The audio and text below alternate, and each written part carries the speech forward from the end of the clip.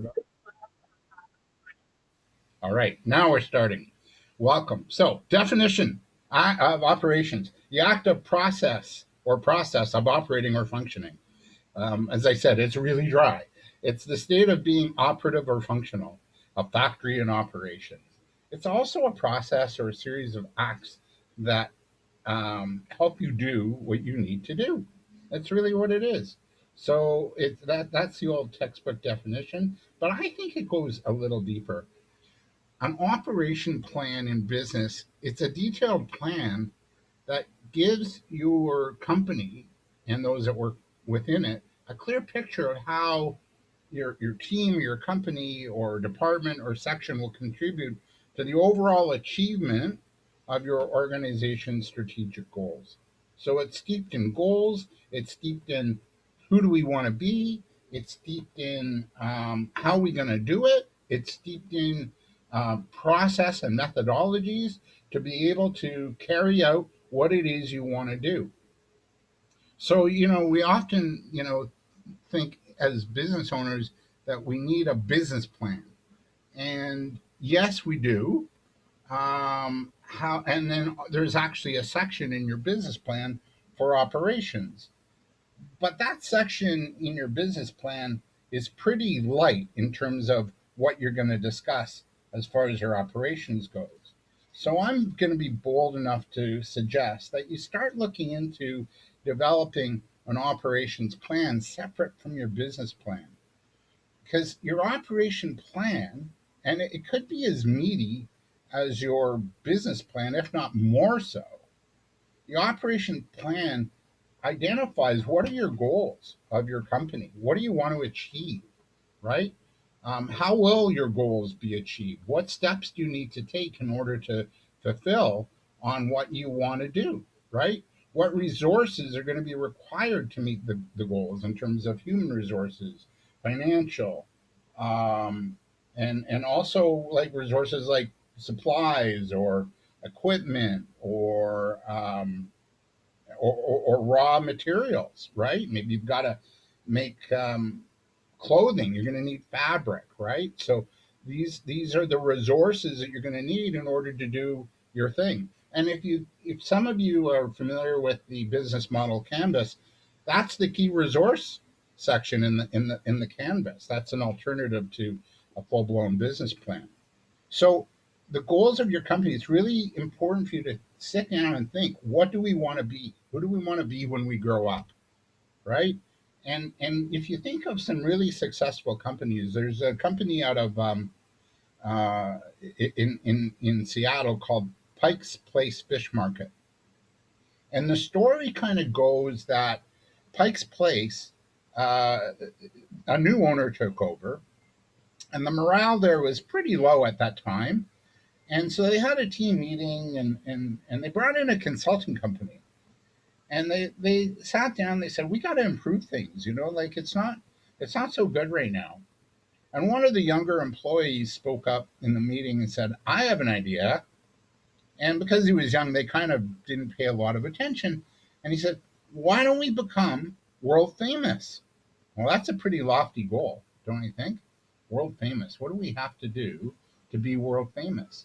So they did everything in their power to become world famous, which is really, really cool, right? So um, there are no strict rules to the format of your operation plan, but they do contain your goals, the actions that you're going to need to achieve the goals, the human resources necessary, the way you're going to do it. Maybe there's a budget and an indication of how long the goals will take to achieve. So in Pike's Place Fish Market, it didn't happen overnight. They had to adopt and change the whole culture within the organization. And so one of the things they did was they started to have fun at work. They started to engage with the customers and make the buying experience, the buying of fish, right? Salmon and trout and tuna and whatever else, they made it an experience and they engage with the customers. You've probably seen videos on YouTube about Pike's Place Fish Market where they're throwing the fish and they're yelling, here, incoming from the Atlantic, right? And they're having a really good time with the customer.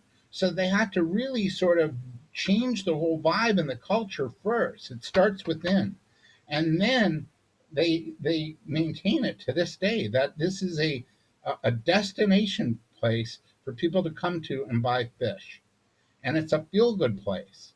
So you have to decide, who do you want to be?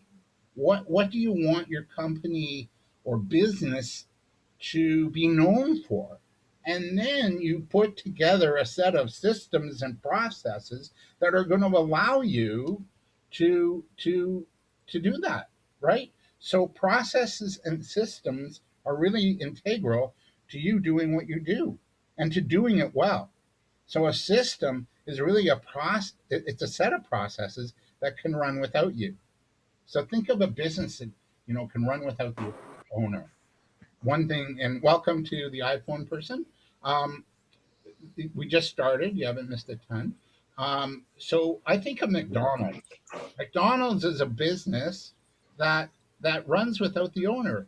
And if you kind of study McDonald's and how they work, they have a operations plan.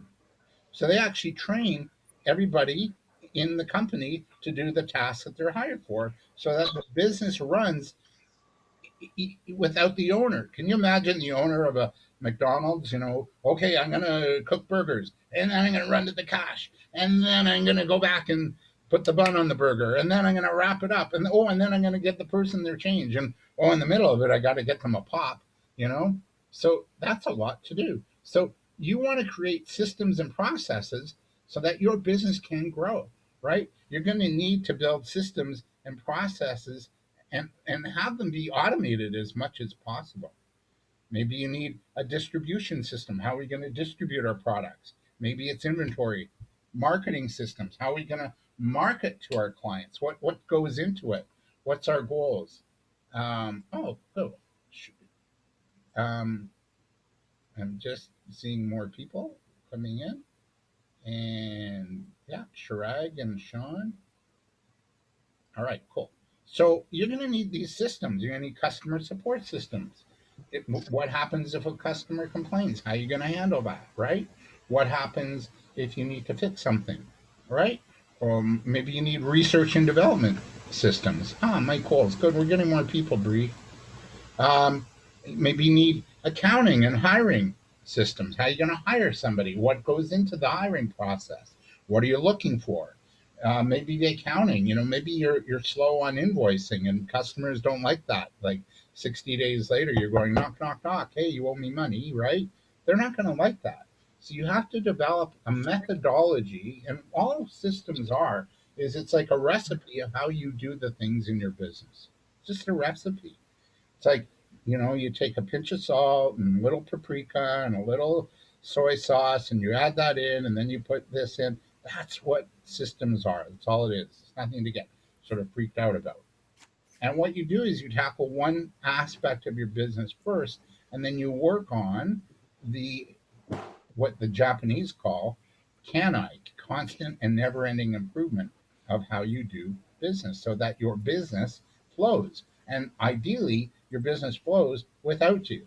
So, systems are rules, policies, and procedures that when you train people, it can be repeated as your company grows and it can be repeated independent of you being in it.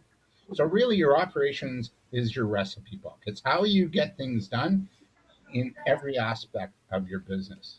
I know I'm seeing this pizza and I'm going, that's nice for lunch. Bottom line, I hope everybody's learning, and welcome to those that have just joined us. Bottom line, it's the way that you do you really. It's the way you do your business, right? Michael Gerber. I'm not sure if anybody's heard of this guy, but he's a little older now. He's definitely into his 80s, but he's still going and he wrote a book, I'm going to say almost 20 years ago, that revolutionized. Oh, we got a few more people coming in. Angie. He wrote a book about 20 years ago, Michael Gerber. He wrote a book about called The E Myth Revisited. And he was the fellow that coined the phrase working on your business rather than in it. And what he means is that your business needs to run without you so that you can go on a holiday. And that everybody left behind to run the business has the recipe or the methodology they need to run that business. And everybody knows what to do at every level. And that's the key to good entrepreneurship, and running a business. You don't have to do everything in your business, right? You want to give it off to somebody else to run. That's good. That's a true entrepreneur. A true entrepreneur oversees the overall business and how it runs, puts together processes and systems and ways to do it, creates the recipe book for it, and then people carry out that work. And if you're too small and you're going, yeah, but David, I'm too small, I can't hire somebody. No, but you can contract out, right? You can hire a contractor to do your work on your website, for example. You can maybe hire a commissioned sales agent to sell for you. So there's different ways. You don't have to hire somebody right away, but you can contract out and give that work to somebody else. So the message of the E-Myth, there's the book. I really recommend it. As I said, it's over 20 years. But this guy, check him out. He's got videos online. Very interesting man. Very, what's the word I'm looking for? Very intellectual. Like for those that don't know me, I have a training coaching business, but I used to host a weekly radio show for small business, and I had him as a guest, and I prepared my questions ahead of time, and I had all kinds of questions prepared. I think I got to three questions because once I asked a question, he just went on and on and on, and it was pretty wild just to hear him talk. And I went, oh, okay, I'm not going to get to it, but he kind of said what I was going to ask anyway. So this is the book, The E-Myth Revisited. So let's dive a little deeper into what this is about, the thinking behind the E-Myth. So the thinking is you want to design your business with you in the middle because your business is you. It's you, right? People buy you. They buy the fact they like you or they trust you, or maybe you have there's something that you're doing that they really like. So you're creating a life, not just a business, right? What kind of life do you want to create? Do you want to create a life where you're, chained to the desk? Or do you want to create a life where, yeah, you know what? I have some freedom to, like Brianna's into horses. So, I have some freedom if I love horses that I can go to the horse ranch and ride my horses every morning before work. Wouldn't that be cool to integrate a little bit of joy and pleasure into your work day, right? I have the freedom to go and travel, um, and be somewhere and run my business at the same time. Hey, Elenita, welcome. So your life is the center of your business. That's the most important aspect. What kind of life do you want to create? And then you're going to create a business that's going to support your life, right? I've never heard, and Dr. Stephen Covey, the author of Seven Habits for Highly Effective People, once said in one of his Hello. talks. I never heard anybody on their deathbed saying, I wish I spent more time at the office or at work or in my business, right? So around your life, you want to, determine Yes, the leadership that you want, right? have What, to. what, there we go. Just if you can mute yourself if you got background noise, that'd be great. Okay, so yeah, so leadership. What's the company going to look like? So remember, I used the example of Pike's Place Fish Market. Their leadership team said, "Yeah, let's be world famous." First, they laughed at that young guy, and they said, "Are you crazy?" And then they thought about it and they said, what would it take to be world famous? So you want to look at the leadership. What is it that you want to do? What do you want to be? What do you want to be known for in the marketplace with your customers? What's that thing that's going to differentiate you from your competitors? And then you're going to begin to work on your business, not in it. On it, not in it. Which means you're not doing everything. You're not the chief cook and bottle washer in your business. You're doing the things that you love to do, that you're good at, and you're hiring the things you don't like to do, and maybe you're not very good at it. right? And then you want to develop systems and processes to be able to execute what it is you want to do. And then the next important goal of the business, and this is my next favorite topic that I love to teach, and that's business development.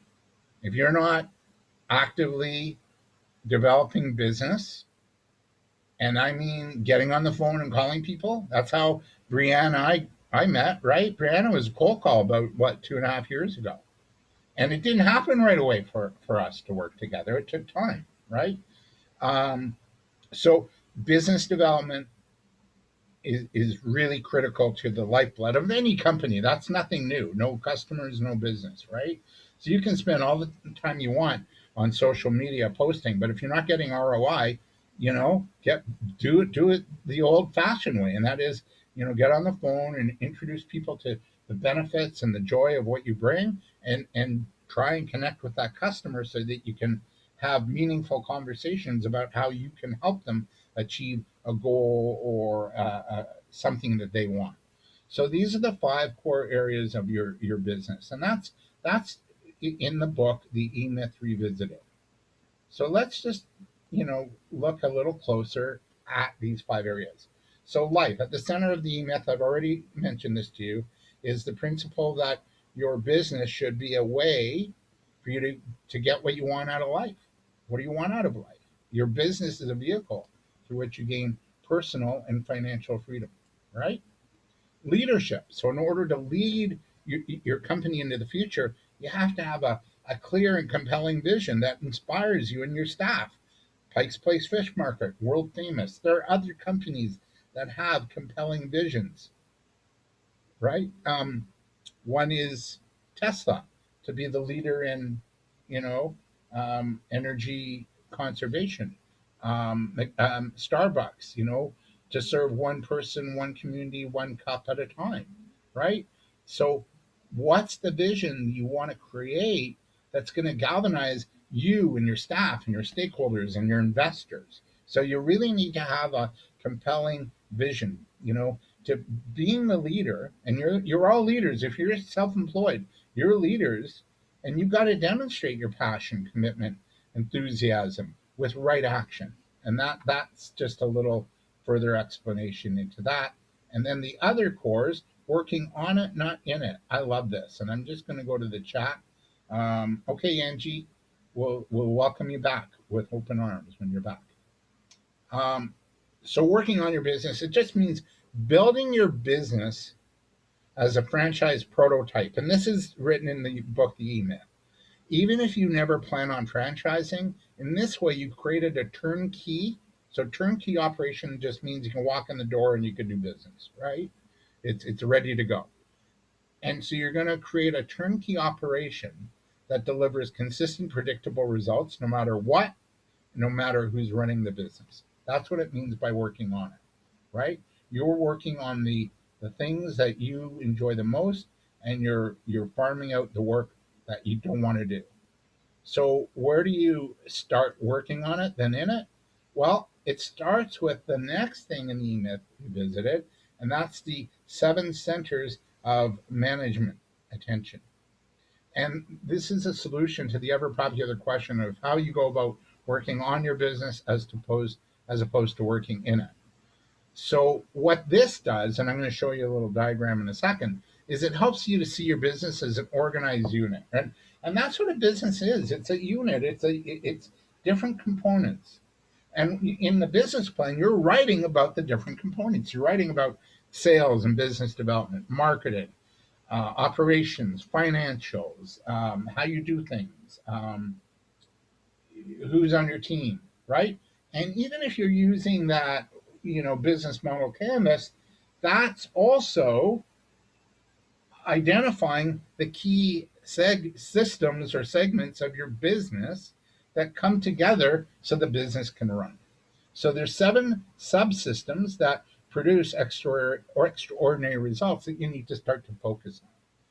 And it's a perspective that brings structure and order and clarity to your business while paving the way to creating real equity as well as a predictable income, ideally. So here are the seven centers. Again, it starts with leadership. What's the vision? Where do you want to go? Right? And then starts with um, lead generation, well, marketing.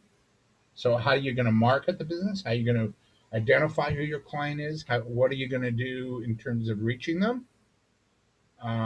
What steps are you going to take? So, you want to plan maybe a marketing calendar. You want to make sure that your marketing messaging is right. You want to make sure that you're marketing to the right people, that you're connecting with them, and that they're responding, right?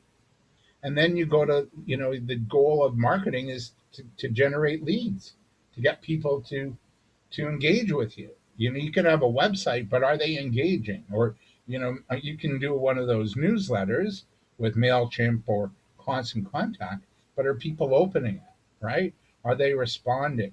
You could post lots of social media content, but are they responding? So you want to generate leads, and then leads are people that you're going to have a further conversation with. It's almost like you're going to have an initial sales conversation with them, and then ideally you want to look at, okay, how are we going to generate these leads, and then how are we going to convert them? What goes into the conversion process?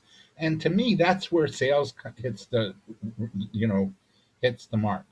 So you got to take somebody interested in what you're up to, and then have a process about what are we going to do? How are we going to structure the sales process so that these leads, these people that are interested, are going to want to work with us, and vice versa. You want to work with them too, right?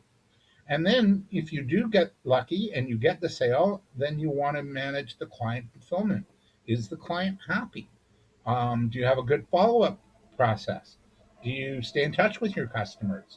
Do you check in to see how you're doing if you're working with them? Are they happy? What could you do to improve? Right. The next area that you want to work on is your management team. Who's on your team? What are their roles? What are the goals? What do you want them to do in order to make your business run? And also underneath management, who do you have that you might have to hire or contract out to help you manage and run your business on a day-to-day basis? So it's how do you manage the business, right? I once had a teacher talk to me, and she said number one, business the reason why businesses fail is bad management. And you see that in yourself. Is the business being run properly? Are you missing something? Are customers buying from you, but then they feel like, hey, once the deal was done, I never heard from them? And I'll give you an example. This happens all the time. I bought some business insurance last year. That was October, so we're into July on Thursday. I've never heard from that rep ever again. Not like a thank you note, not about how you doing, how's your business, right? That's the client fulfillment. That's staying in touch with people so that they'll feel the love and they'll want to come back. So now when it comes time to renewing insurance, I don't know. Am I sold on that company? No. Do I have a relationship with that company? No. Um, would I shop around? Yep. Right? So you really want to make sure that you're fulfilling and focusing on the customer after the sale. So you're building these relationships, and building a client base that's going to keep buying from you when they can, right? So you need to manage every aspect of your business. What's going to go into your marketing? What how are we going to reach the client? Who is the client? What's going to work? What tools, marketing tools, do we need to really focus on? How are we going to generate leads? What's the process of turning that lead into a sale? What do we need to do to keep the customer happy and coming back, and maybe telling other people about you? Right? How are we going to structure the financial part of the business? How are we going to structure the human resources? What if there's a challenge with one of the employees and you need to address that? So having a set of systems and a recipe book for how you do what you do is going to make running your business a whole lot better, right? And then lastly, how do you handle the money? What do you want to earn? Number one, right? Where's the money going to go? How are you going to reinvest anything into the company? Are you going to maybe be a company that gives back and ties and gives to the local charities in your market, so that you stand out as a true business leader in what you're doing? So you need to really think about these 7 key result areas in your business. And this is really also the basis of your operation plan, but it's also the basis of your business plan too. So we're going to have you get into breakout rooms, and I'm going to get a couple going. And there we go. And when we get going on this, you're going to discuss how developing systems for how you run your business can help you do it in a way that might save you time, money, and less work and allows you more freedom. That's what you're going to discuss. How can systems help you, um, do your business, right? And in a way that saves time, money, right? Less work and more freedom. So I'm gonna get you into 3 groups, and I want you to list 3 to 5 things that you've got to consider when it comes to the following. So group one, you're going to talk about management and money. Group two, you're going to talk about lead generation, marketing, and lead conversion. And group three, you're going to talk about client fulfillment and leadership. How can you run your business in a way that um, saves time, energy, money, and allows you more freedom? So, topic one for group one, you'll talk about management money. What do you have to do there to achieve that result? Group two, lead generation, market lead conversion, sales. What do you have to do to make that run more efficiently? Right? That's going to save you time, money, and energy. And then group three, you're going to talk about client fulfillment and leadership. And what can you do there that's going to save you time, money, and energy? So, are you ready? I'm gonna create the breakout rooms, and I'll give you 4 minutes plus. No, I'll give you 5 minutes plus a 60-second countdown. And what I ask in the breakout rooms, you'll see an invitation. Please unmute yourself, and if you can, go on video. If not, just at least talk. And please participate. We've got 3 breakout rooms. Please participate. And group one is Sean, the Small Business Center Community Innovation Lab, and Elenita. And then group two, owner not present, but on audio, that's Gary. There's the iPhone Luke Reyna, and Shirag and Mike Coles. You'll discuss the topic 3. So you all ready? You got 5 minutes, and we'll see you on the way out.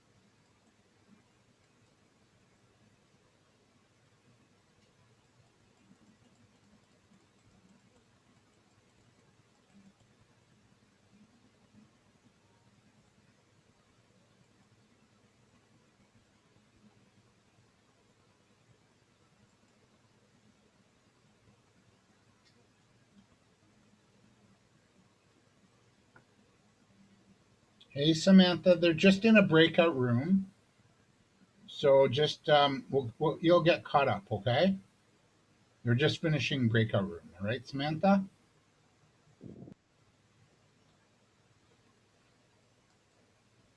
Yeah, they got about a minute and a bit. Nice to have you with us today. Are you talking to me, David? Yeah, I'm talking to you. Oh, I didn't get the first part of that conversation. No, it's you and I. Just they're in a breakout room. There's another minute and a half to go. So yeah, so Okay, we'll thank you for get letting caught up. me in. How are you today? I am well, very warm. I know, I know. I went on a walk this morning at 7. I was like dripping by the time I got back. Yeah. Hey, Angie, welcome back. Angie, same as I just said with Samantha, they're just everybody's in a breakout room, so we'll have another breakout after the break. But welcome back.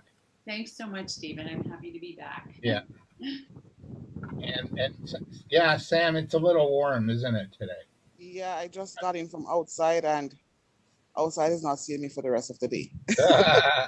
That's Yeah, I'm why staying in. I do my walk in the morning before it gets really miserable. Oh no, I'm working out inside today. Good I'm move, gonna good do some move. workout inside. But you know what? I'm not complaining because we don't get enough, summer, right? So I gotta enjoy this while we have it, right? So Yeah, and I think it's the last day of the heat wave for yeah, this probably this week, so yeah, it's gonna get better by tonight. yeah. Oh yeah, it's bearable. You got it. Okay, we got about 15 seconds left in the breakout room, so watch your background noise, and everybody's going to come back into the room. Oh, okay, thanks. All right, right. You're welcome.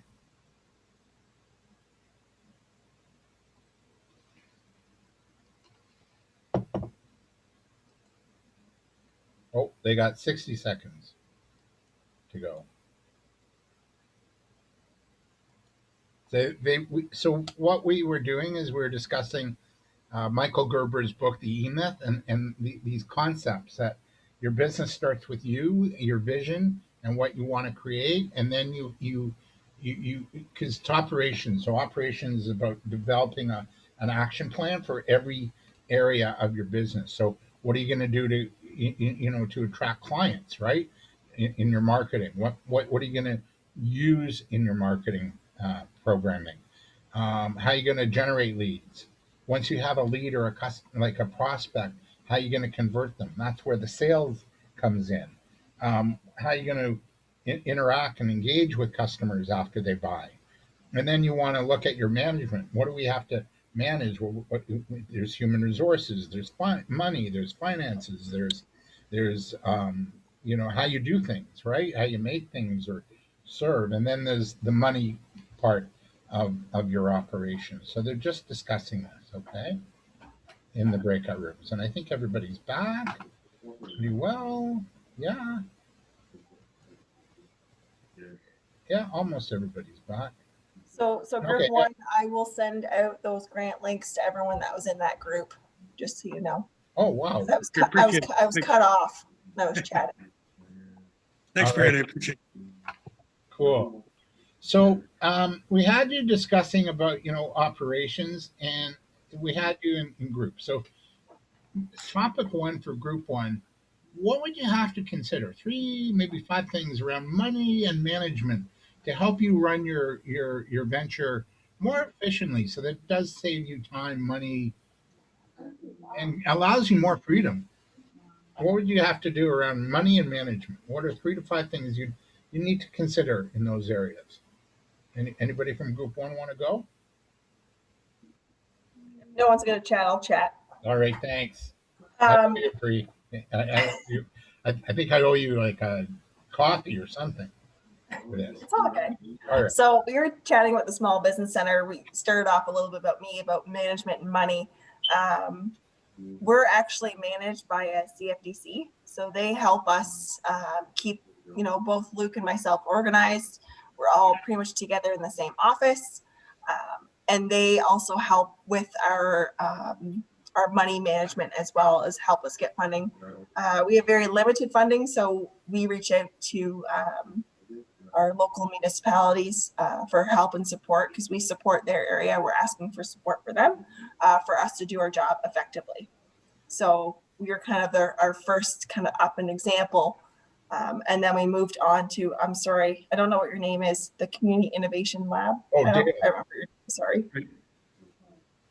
Dale. You said Gary? Gail? Gail. Dale, sorry. Yes. And then he was asking questions because he's kind of in the same predicament that we are in. But so he was asking questions, and then after was, I believe it was Sean, and then she was chatting about managing her money. She definitely needs help with that, and I believe she's already receiving help currently with managing her money, and she said that's a huge weight off her shoulders to keep herself organized with her business so she can focus on other aspects of her business. Excellent. Good. So that was a beneficial group, it sounds like. So thank you so much, Brianna and Dale and Sean. Group 2, you were to address lead generation, right? Your marketing, and then marketing lead conversion. So what would go into you perfecting that in order to, have more time, more money, more energy, more freedom in your business? What are some points we need to consider there?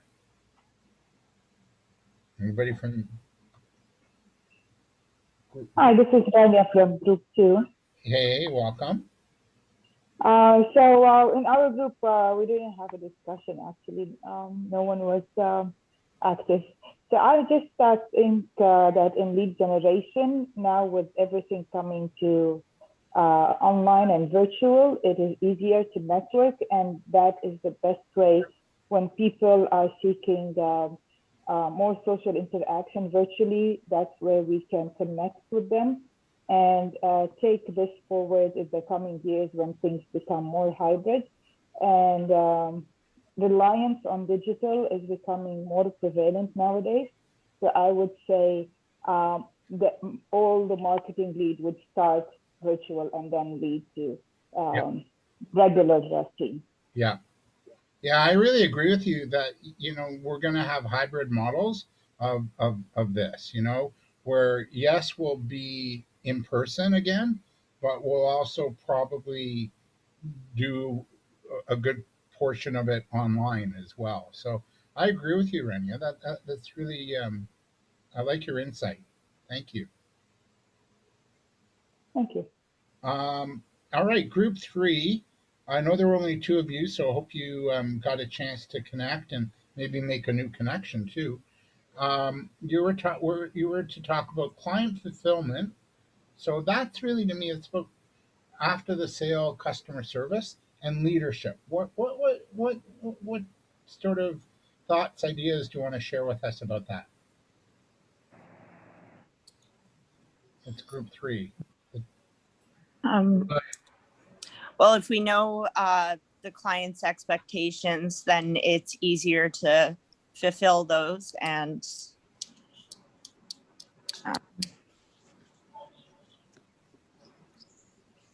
And what about leadership?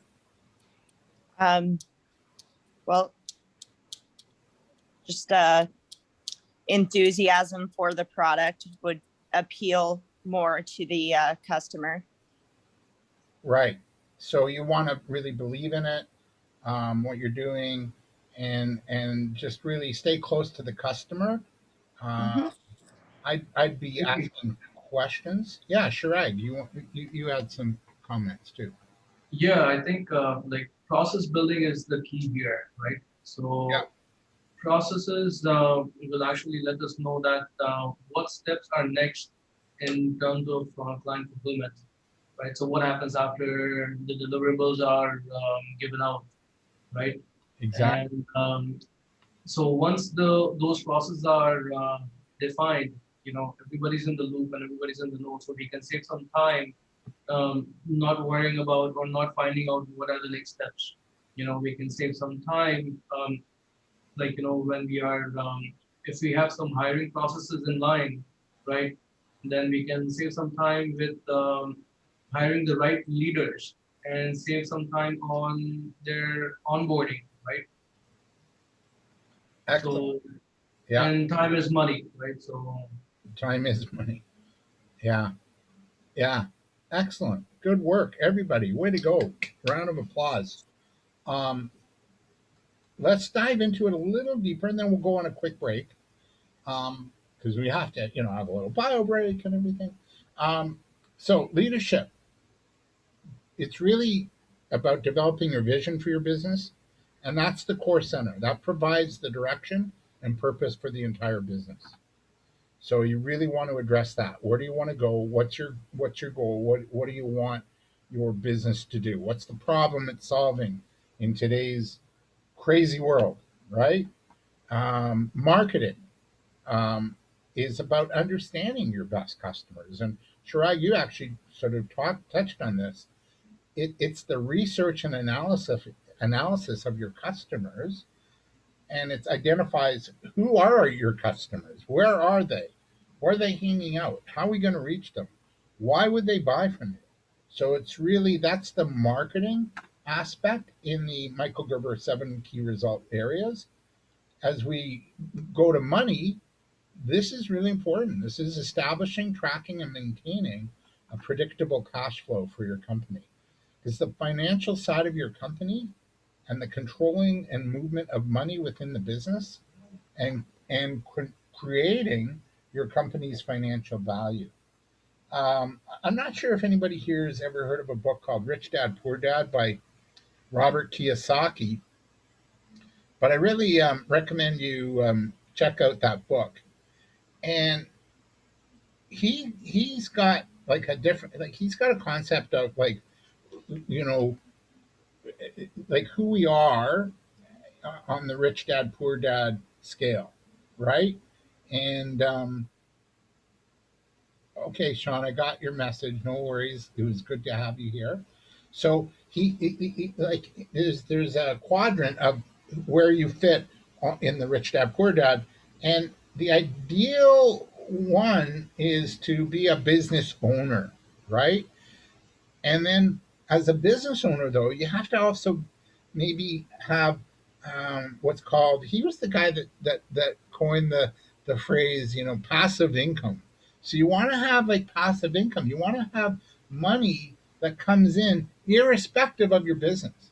So it could be rent. It could be you have a little side business that makes money overnight. Maybe it's a company store where you're selling merch and people are coming onto your website and they're buying that and you're making money without even doing anything. Or maybe it's like, hey, I have a recipe for a sauce, a barbecue rub, and people want a new recipe and maybe they download it, right? So can you imagine if you charge, I don't know, $5 for that recipe and 1,000 people went on your site to get that recipe? You just made $5,000. So that's how you start to look at the financial side of your customer or of your company rather. So you want to manage the company. So sure, you've got sales from what you do, but where else can you make money? Is it in investments? Is it in growing your investments? Is it in revenues from rent or that passive income where you have a part of your business that does business with or without you, right? So you want to look at that as far as the money equation goes. And I really recommend Rich Dad Poor Dad by Robert Kiyosaki. And then management. That's and Shirag, you talked about this too. You want to assemble and motivate the right people.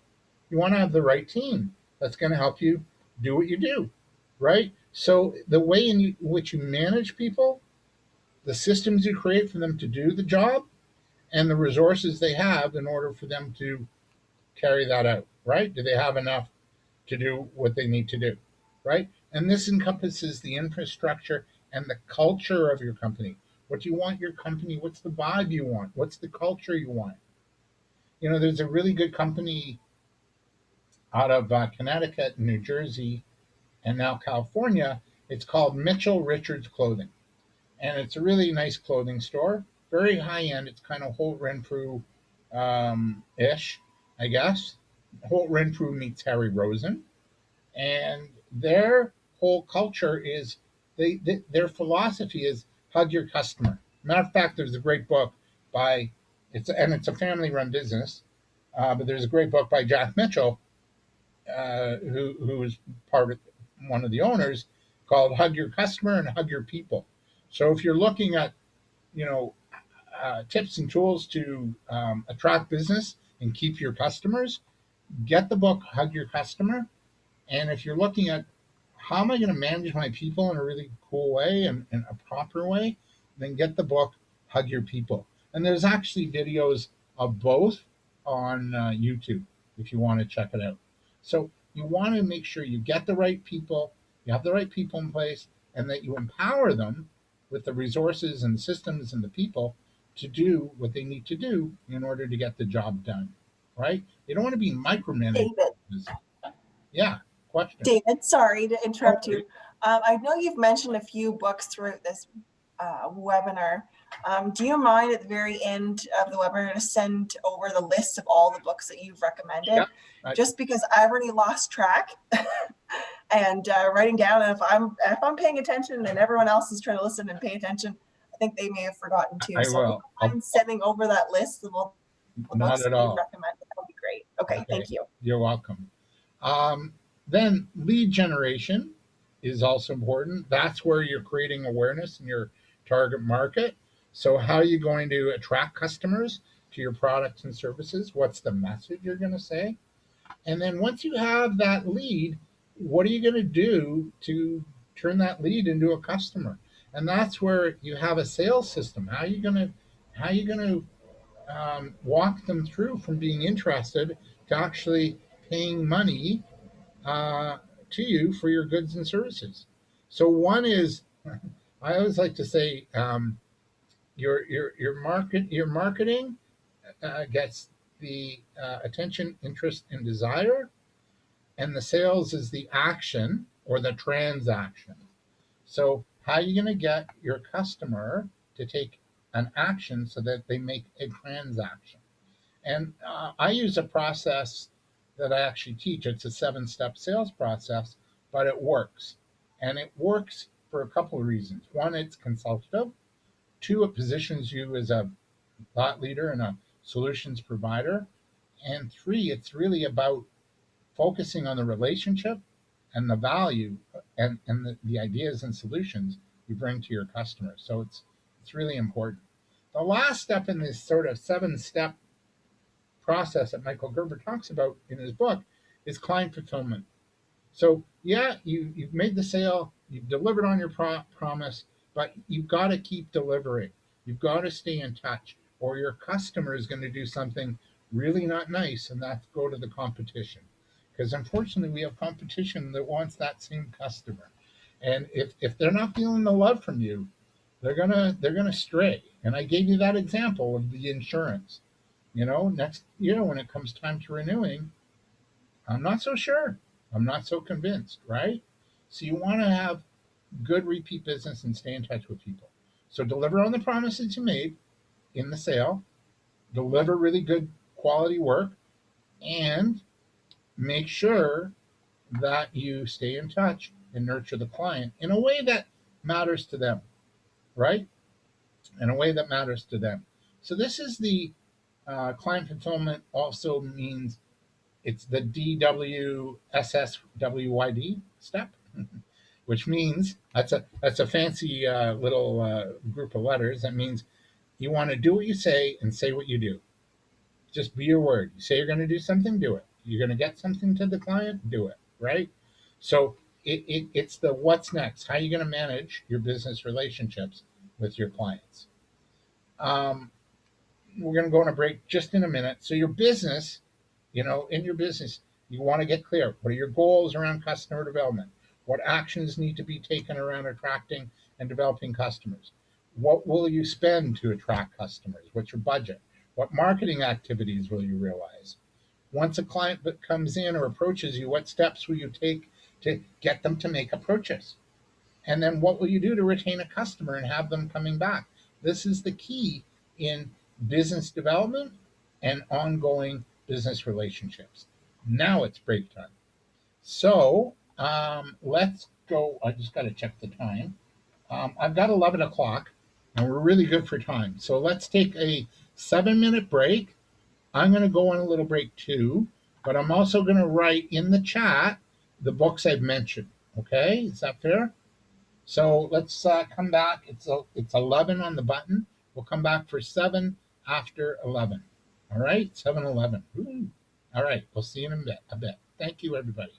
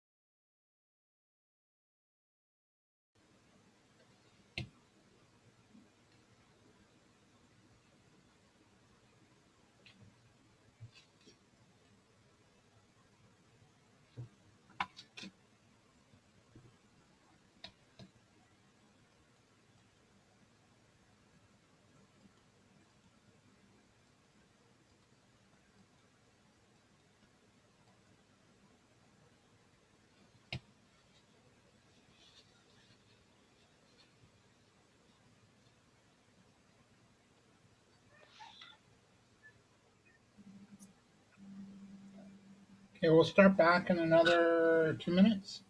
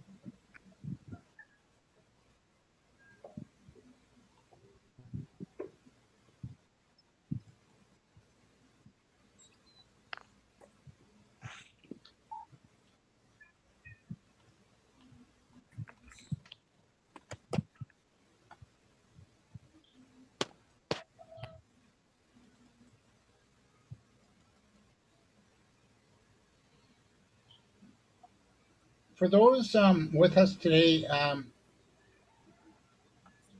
there are PowerPoints that you'll get emailed to you. There's also an article that I wrote on operations that will sort of solidify the training today. And there's a case study that I was hoping to get to. I'm just not sure if we'll have the time to. So I'm going to leave the case study to the end, and if I may, and we'll sort of take it from there. If we can do it, we'll do it. Okay.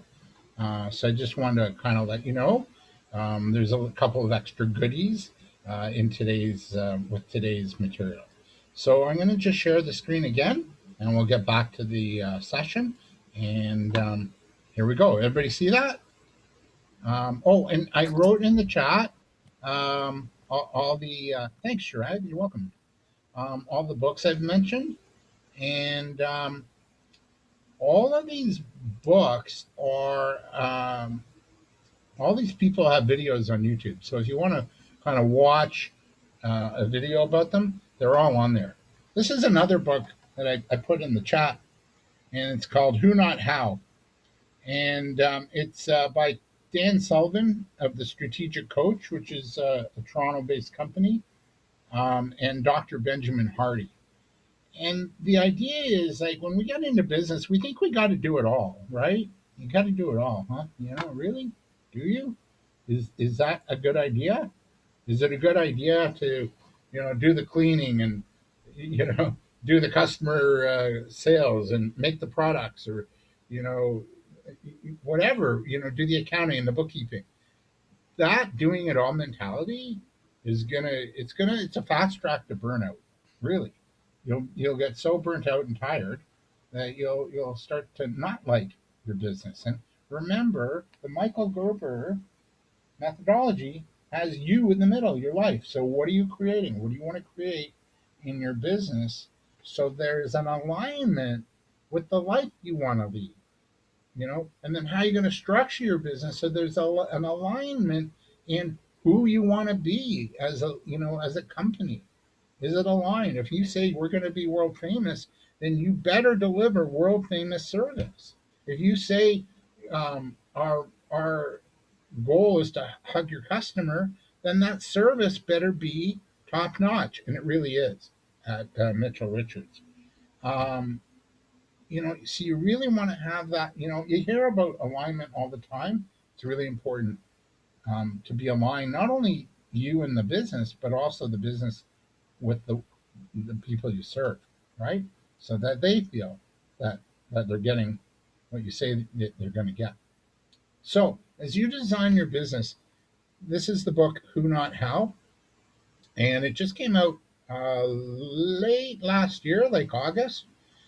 And it's about bringing in others to help you. So design your business as you start to move forward through the second half of this year. Design your business so that you can do the work that you love to do easily and repeatedly, but then you've got other people that you can farm some of the work off to. That's going to really help you grow and succeed much faster if you were to do it all by yourself, right? So just the key to the book, and I really recommend it.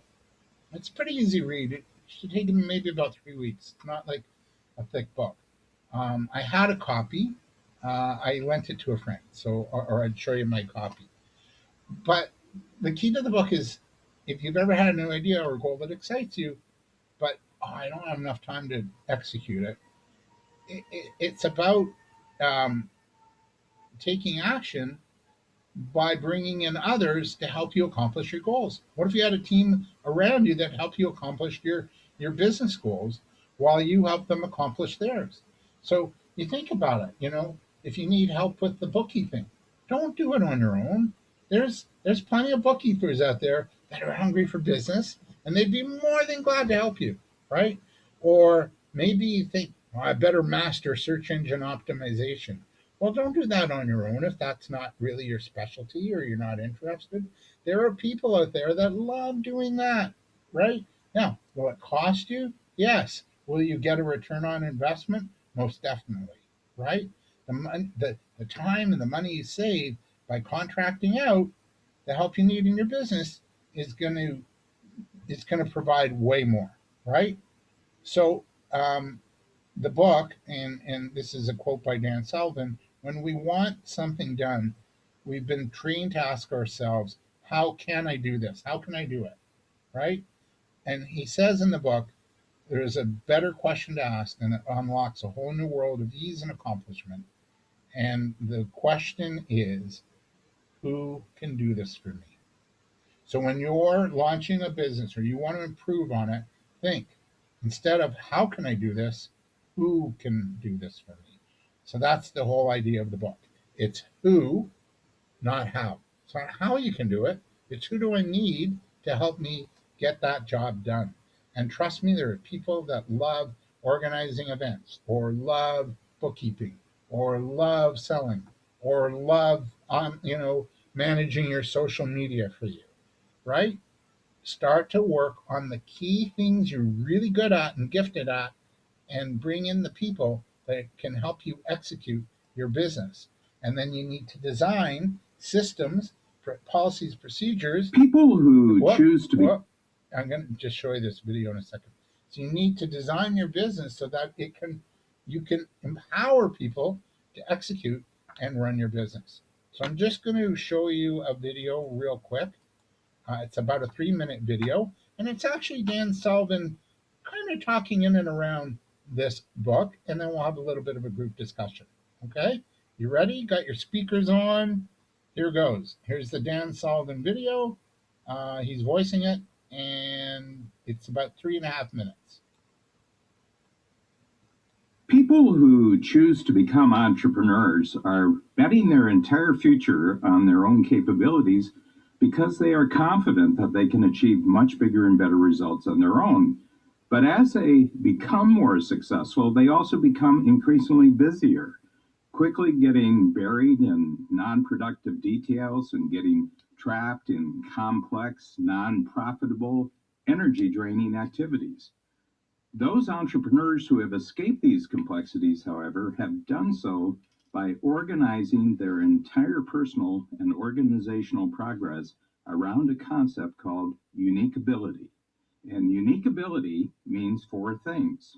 1, doing what you are passionate about. The biggest entrepreneurial reward is being increasingly successful at doing what you love. 2, being a hero to a growing number of great customers and clients in the marketplace whose greater success will increase your success.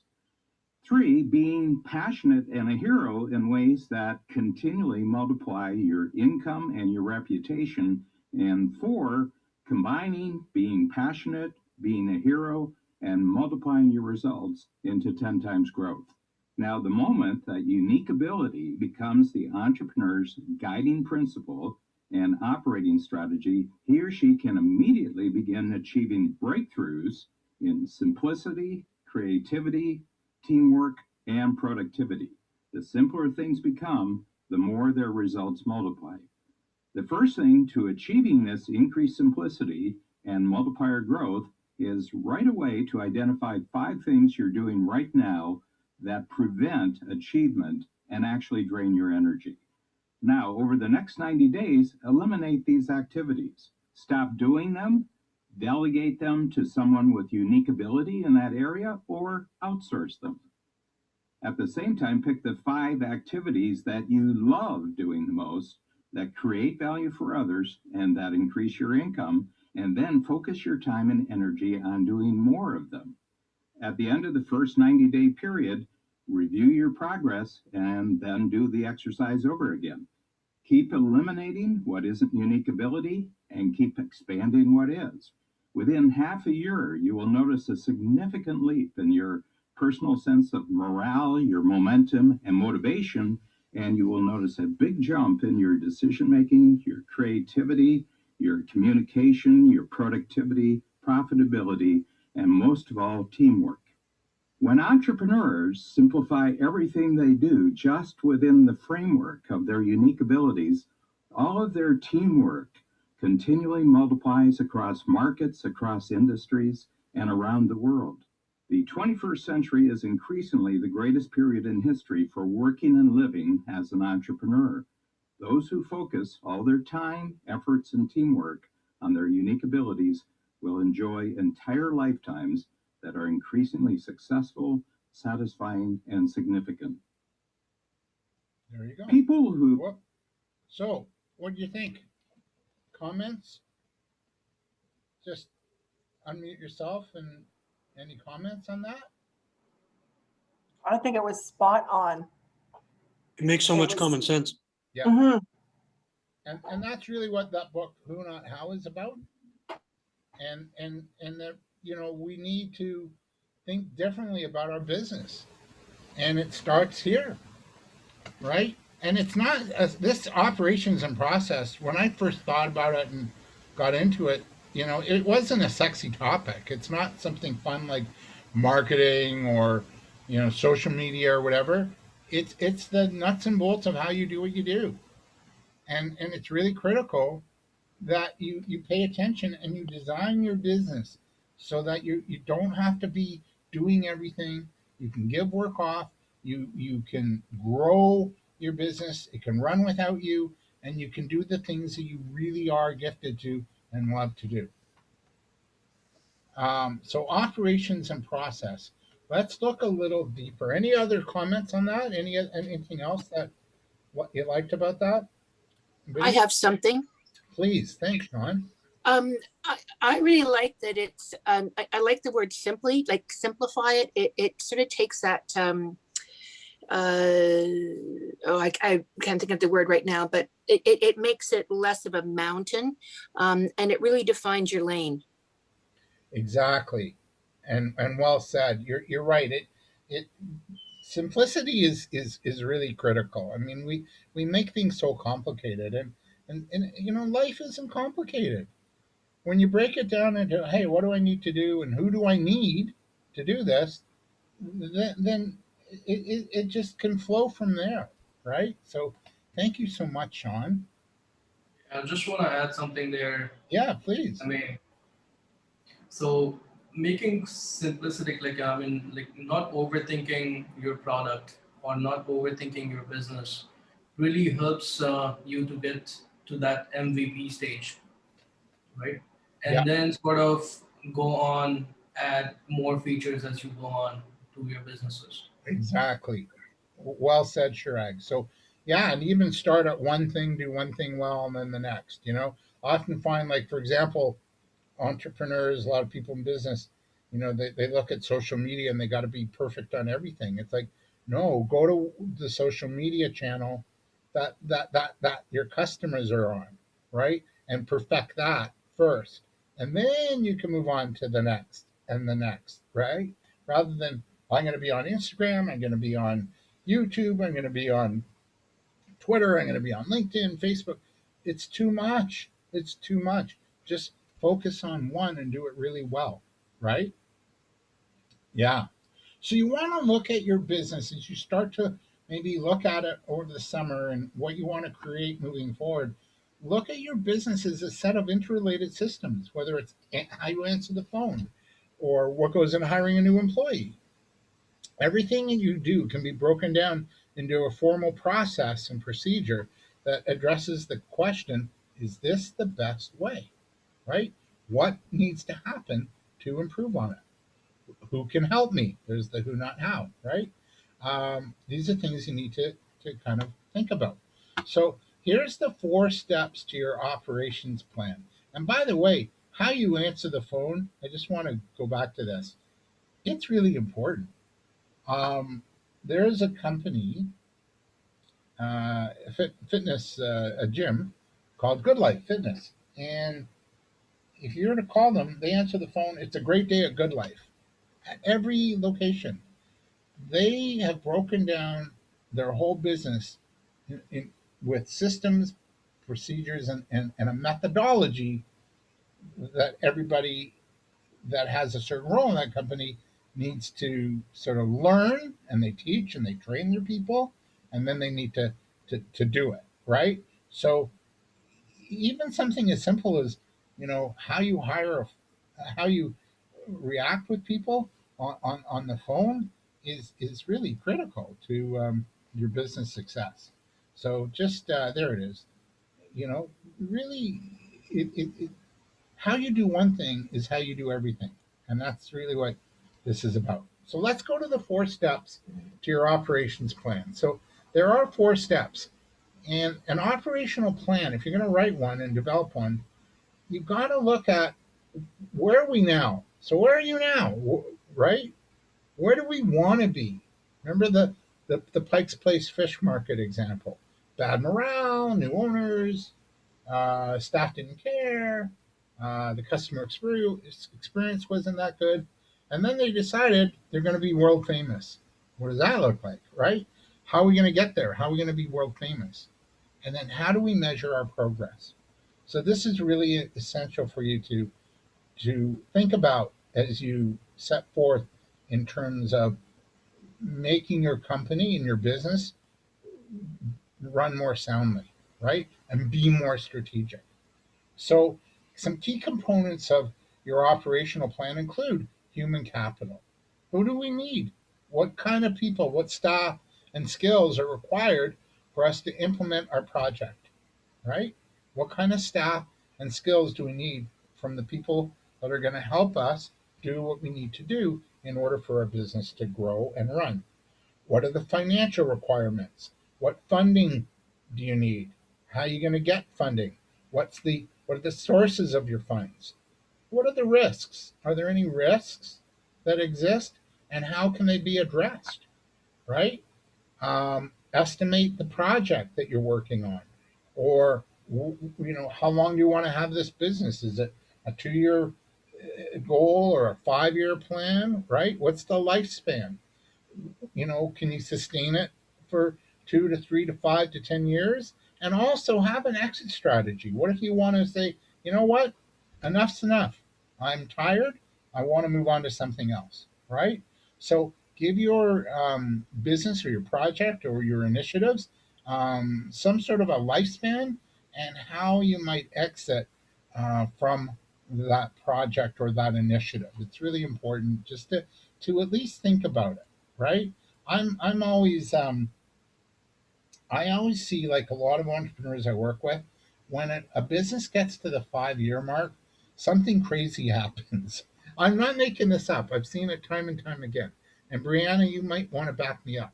But at the 5-year mark, what happens is, as an owner, we sabotage our business. We either sabotage it because we're bored and we got to keep active, or it's going to be a time where you're going to have to do some wholesale changes and bring in new ideas, fresh thinking, maybe a new service, a new product, Maybe you need to revamp the website or eliminate something, right? And create something new. So that 5 year mark is really critical. So you really want to sort of think as you get to the 5 year mark, it's like, is this a time to sort of recreate? Is this a time to sell maybe and get out? Is this a time to do something new? Where are you at in terms of keeping that business going and sustainable? And it's okay to say, to make those changes. You have to make those changes, especially now in this marketplace. Ooh, right? We're going to do another breakout session, so get your mics open. And in teams, I want you to think of an initiative or project that you want to take on in your business, and you're going to answer the following. What people do you need to make it happen? How much money might you need? Where can you obtain funds? What are some of the risks of launching this project? What are the risks if the project doesn't happen? And how long do you think your project or this new business idea will take? How long do you think it will take? Everybody got this? So think of a project or an initiative, or maybe you want to launch a new product or a new service in your business. What people do you need? So who, not how. How much money might you need? Where can you obtain funds? What are the risks of the project? What are the risks if you don't do it? And how long do you think the project will take? So we'll get you back into breakout rooms. Please open your mics or cameras and have a good discussion. And I'll give you, the 5 minutes again, I think, and the 60-second countdown timer. And all rooms are open. We lost some people. So, Gary, I'm going to have to put you into a different room, okay? I'm going to put you into 3. Okay, here goes. All right, we'll see you in about 6 minutes.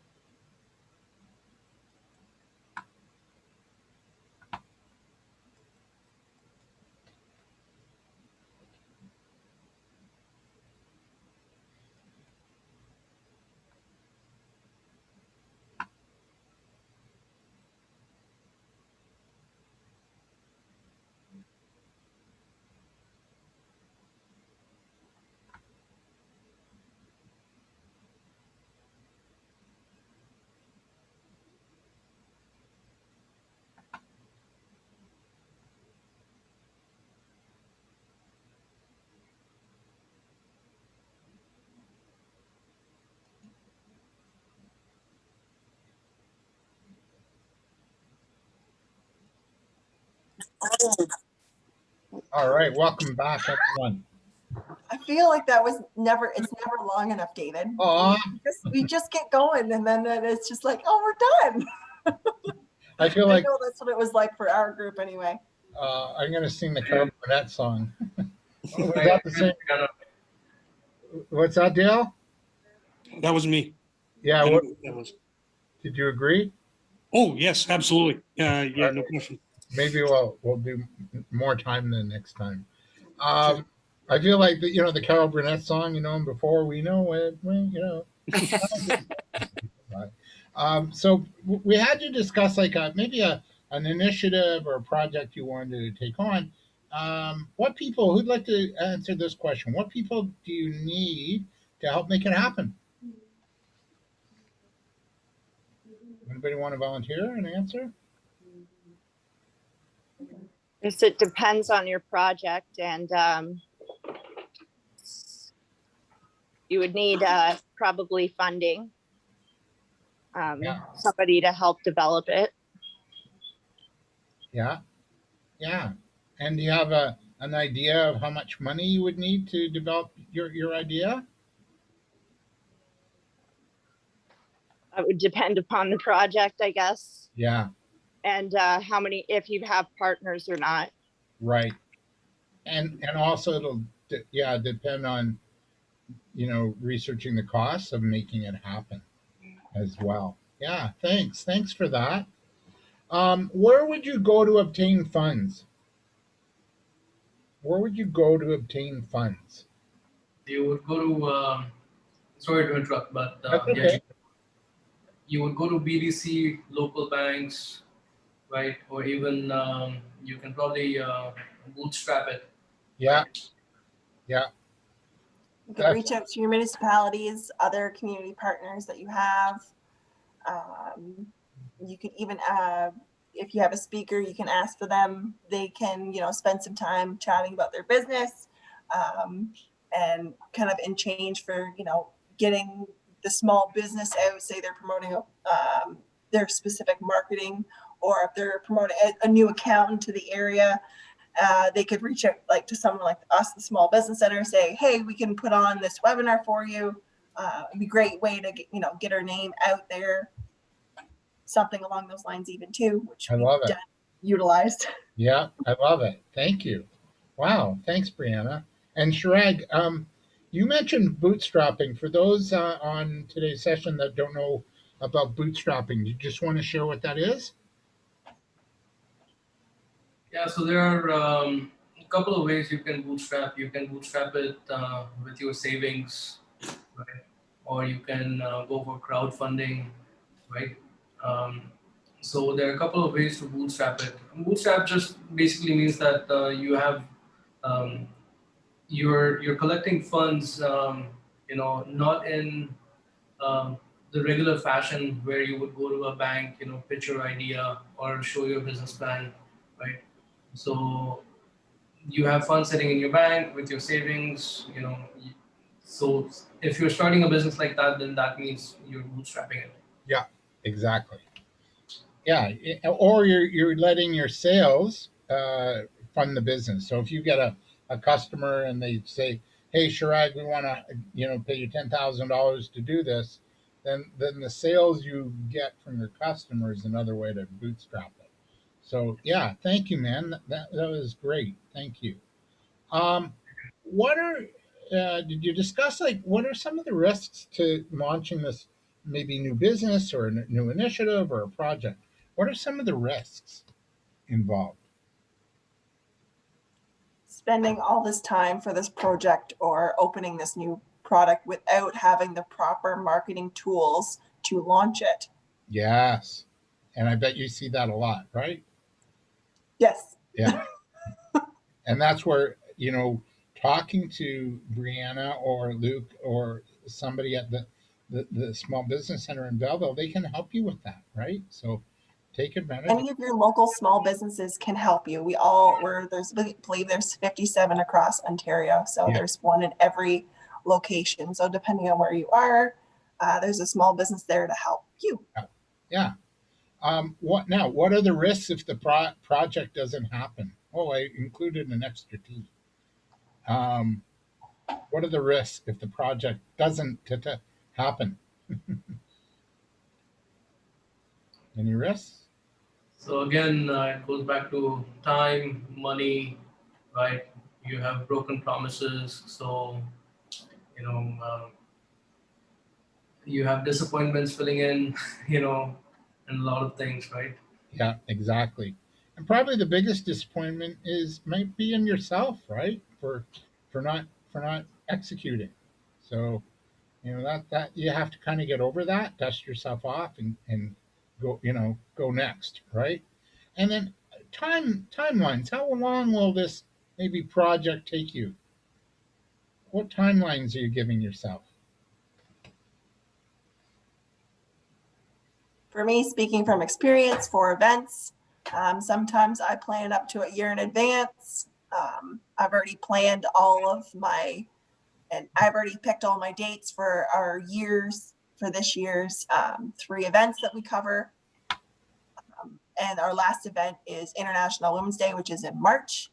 So, which is hard because we really want to plan an in-person one, but so you have to prepare for either whether we can be in person or whether it's going to be a hybrid, half in person, half online. So for me, I plan like at least a good 6 months in advance. Yeah, yeah, and you need that time. Like there's so many balls in the air. I remember when you did the business event, February 2020, and there's so many things for you to consider. And I think we chatted in October, and yeah, it was February was when the yeah, event was. February. Yeah. So you got to really sort of make sure you're giving yourself enough time for your idea to happen. Really important. Um, just to kind of wrap up a little bit, so your operational plan should contain your goals and objectives, right? Um, the activities you need to do in order to deliver on your goals and objectives, the quality standards. What's the experience you want? Let's say it's one of your goals and objectives is to increase your client base, right? And so, in order to increase your client base, you're going to have to maybe get on the phone and make calls. Maybe you're going to have to identify the clients you're going to need to call. You're going to have to get clear as to communicating the value that you bring to these clients, right? And then you really want to get clear as to what's the level of service that you're going to offer these clients, both going in and after the sale. So really important, right? And that's just one example, and one aspect of running the business. Then you want to look at what are some of the outcomes you want. So if your goal is to increase your client base, what do you want to have? You want to have 10 more clients you know, by end of year? Do you want to have 20? What is the goal? What's the desired outcome, right? Do you want to have 10 clients spending $5,000 each? That would be really cool for some businesses here. I guarantee it. Then you want to get clear as to what staffing, and it might not even be staff, it could be contracting out. Don't forget about that. And what resources do you need in order to carry out what you need to carry out? And then what Brianna just said, what are your implementation timetables? She's already planning Women's Day event for next year. That's March the 8th. That's 8 months away. So what are your implementation tables? And what I would do is say, okay, in week 1, my deliverables, I'm going to work on this, this, this, and this. Week 2, I'm going to do this, this, this, and this. And then have a process for monitoring your progress too. I'd even go so far, everybody, as to look at getting either a coach or an accountability partner.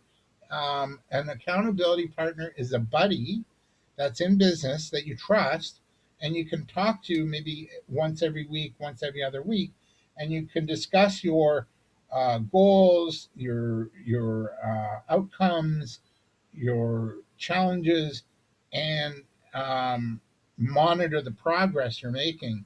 And that accountability partner can hold you accountable and keep you going, and vice versa. You hold them accountable as well. Or start a mastermind team.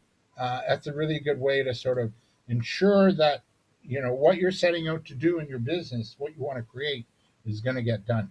Okay, so this is all about your business operating system, and it's your company's unique way of doing things. It's how you operate. It's how you go to market. It's how you produce, and deal with produce product or services. How you deal with the customers. So an effective business operating system transcends the people who are doing and managing the work, and it's more valuable as a result. So a business that effectively operates without you is always more attractive to public and private sources of capital. So I'll give you an example. What do I mean by this? There's a really good story about a guy named John Sleeman. And back in the 80s, he took a family recipe. He used to work in the beer business in England, and then he came back to Ontario, in Guelph, of all places. And he took a family recipe and started Sleeman's Brewery. Well, a few years into it, and he was a microbrewery before microbreweries became the thing, and he was doing really well. Sleeman's had a nice market share, albeit smaller than the big guys, Molson's and Labatt's, but they were doing okay, and they had a really nice beer, a couple of really nice beers. But along comes the bank, and the bank, in sort of the mid to late 80s, calls John Sleeman and says, "We're calling your loan." He goes, "What?" "Yeah, we're calling your loan. You've got 30 days to pay, or that's it." So he's going, "I can't, this is going to sink me." And he had 30 days to get money and or he'd have to close the doors. And he said in an interview, the biggest thing that meant the most to him was he couldn't bear the idea of closing his doors and letting go of the employees, because the employees were like a family to him.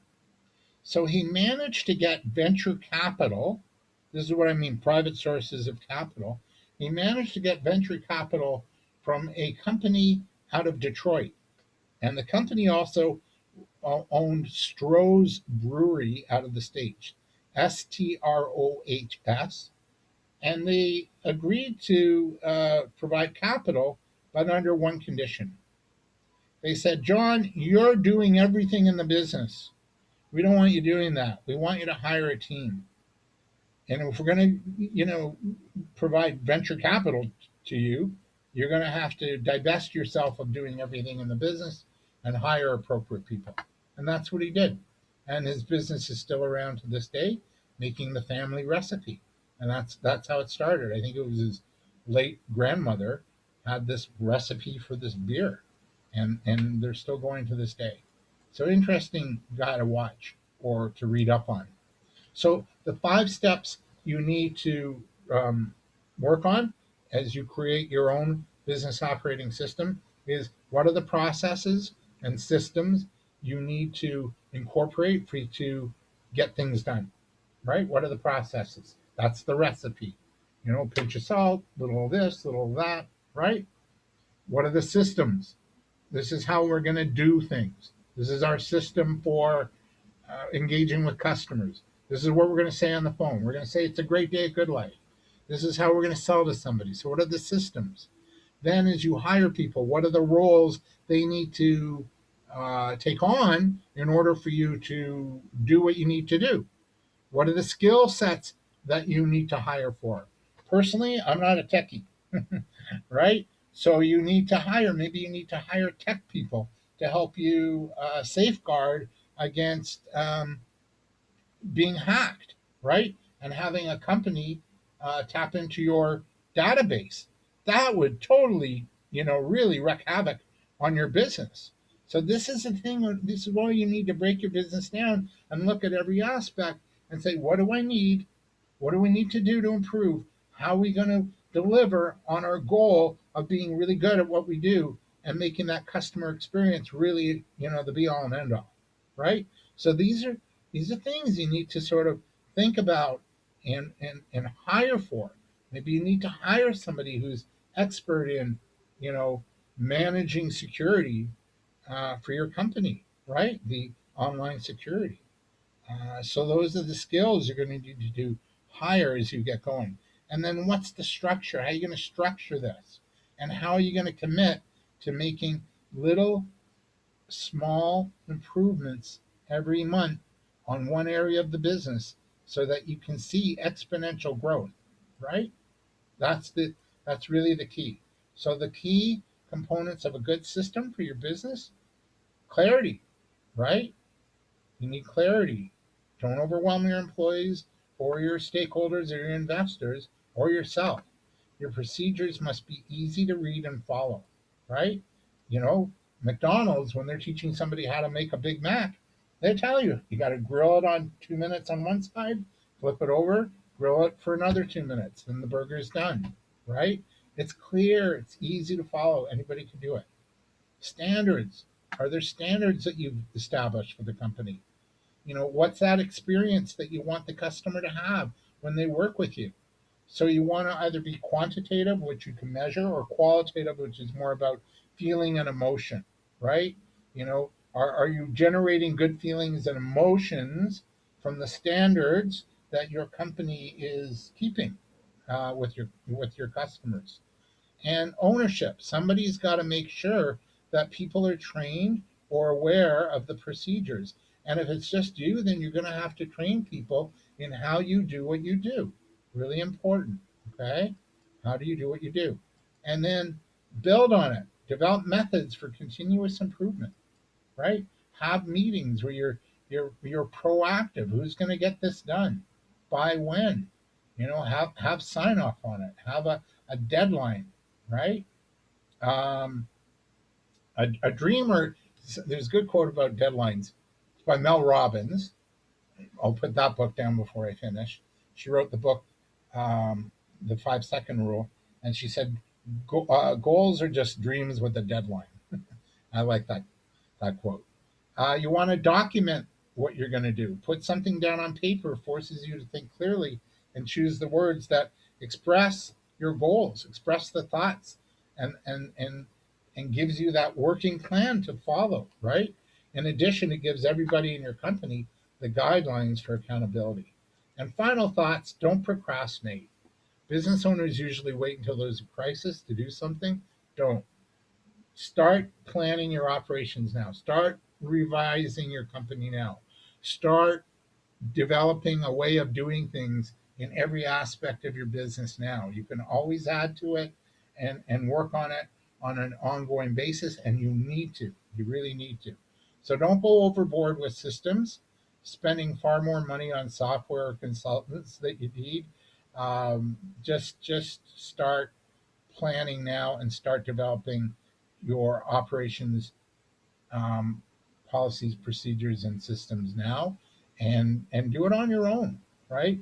You're the best judge of your company. Then down the road, if you need software or enhancements, or maybe you need to hire a business coach or a consultant to guide you along even further to take you to the next level, then you'll do it. You'll do it then. But start now. Don't wait. So plan for it. Your systems should be a part of your annual and quarterly reviews, right? Maybe there's an area of your business you need to tweak. So remember that as you plan, as you grow, as you create these systems, it's never ending, right? It's never ending, unfortunately, which is good. Um, get outside experience, right? Make sure you get help along the way. Don't shy away from that. Get employee input. Maybe you have that mastermind team or an accountability partner, or maybe you see a business advisor at one of the small business enterprise centers in your area. Get that input, get employees, get your contractors to give you input, and ask your customers for input. They're great sources of ideas. And not only that, when you ask your customers and you show them, hey, this, your ideas we've implemented, they're going to feel heard and they're going to feel appreciated. So just remember, think holistically about your business moving forward. Your business is a set of systems and processes and procedures, and it all works together. You can't have sales without marketing. You can't have marketing without the money. You can't, so think of that 7-step system we discussed that was developed by, Michael Gerber. Right? And pace yourself, right? Again, it's not going to happen overnight. Just do a bit at a time, right? And the systems aren't just for employees, it's for you, the owner, too. If you're not following it, then your employees are going to kind of go, why should we, right? So we have a few minutes left. Any questions, comments? Any questions or comments? And I'm just going to rate that other book I just mentioned by Mel Robbins in the chat. Any comments, questions before we, or concerns? I have one. Yeah, please. So if, for example, I have a few different products that I manufacture, say, you'd almost do one of these sort of 7-step pieces for each one of those. I don't think you have to be that detailed, Sean. You need maybe like how you're going to produce it, who's going to produce it for you, and then who's your market, and then a marketing plan for each one. It's like, I'll give you an example, Sean. So a number of years ago, I used to work in promotions and marketing, and we used to sell a lot. We did a lot of business with packaged good companies. So Kraft, Campbell Soup at the time, and all these big companies have multiple brands. And within the company, they have what's called brand managers. So there would be a brand manager on peanut butter, Kraft peanut butter, right? With the Bears. And then there would be a brand manager for Kraft Dinner, KD.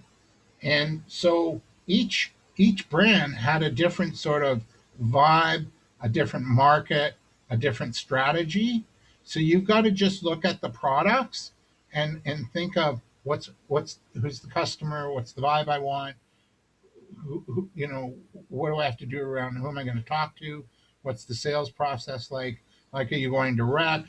Are you going to go through retail? Are you going to go through online sales? So you have to just think about each product and what the approach, the vibe, the feel, and the market is, and then you have to take the appropriate action to get the product known and then sell into the hands of those that you feel are your target customers. Does that answer your question? Yeah, it does. Thank you. You're welcome. I know it's a bit, really, you know what? In terms of time, it sounds harder than it is, or than I'm saying, but really in terms of time, it's maybe a half day at most on each product. So don't go like crazy. Just think it through for a half day. And you can even go to a park or sit outside in a Muskoka chair and start streaming, right? Start writing down ideas about this. Yeah?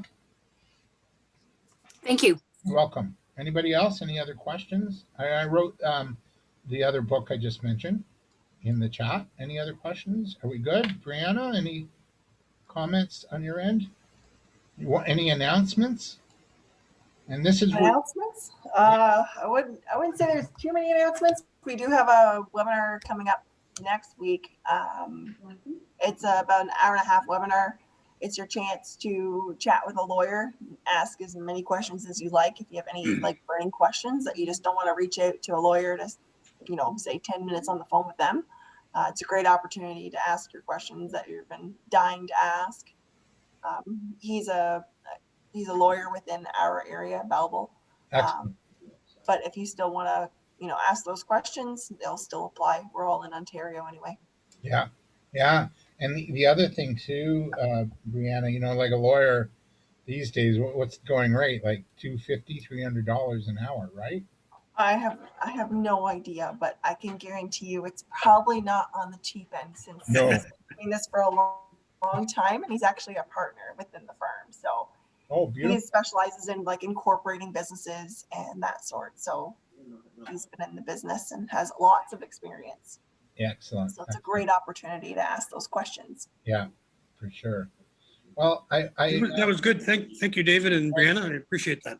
yeah, good one, Dale. And thank you, Angie. I know it's not Mike, so I don't know what your name was. It's actually, thank you very much. Well, thank you, Samantha. Owner not present. Thank you, Sean.